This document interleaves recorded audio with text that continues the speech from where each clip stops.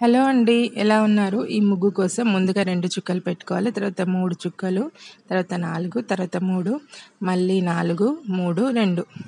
ఇదే ప్యాటర్న్‌లో మీరు కూడా డాట్స్ అనేటివి పెట్టేసుకోండి. ఇవి సందు చుక్క అన్నట్టు మిడిల్ డాట్స్.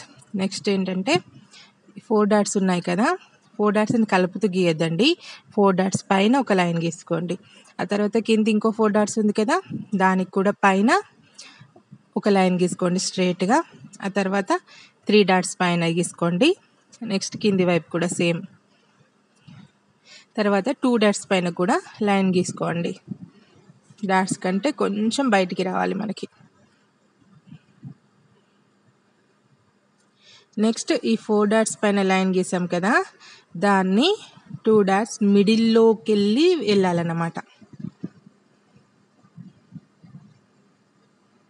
నెక్స్ట్ అటువైపు కూడా సేమ్.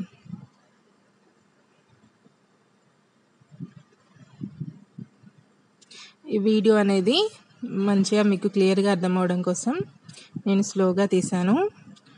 సో ఇది ఓన్లీ పూజ గదిలో మాత్రమే వేయండి.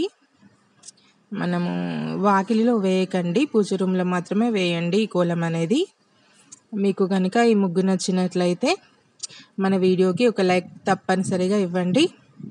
అండ్ మన ఛానల్ని సబ్స్క్రైబ్ చేయండి. ఇంకా ఇలా వీడియోస్ మీకు బాగా నచ్చినట్లయితే మీ ఫ్రెండ్స్కి కానీ ఫ్యామిలీ మెంబర్స్ కానీ షేర్ చేయండి. ఫుల్ వీడియో వాచ్ చేయండి. Thank you. Have a great day. Bye bye.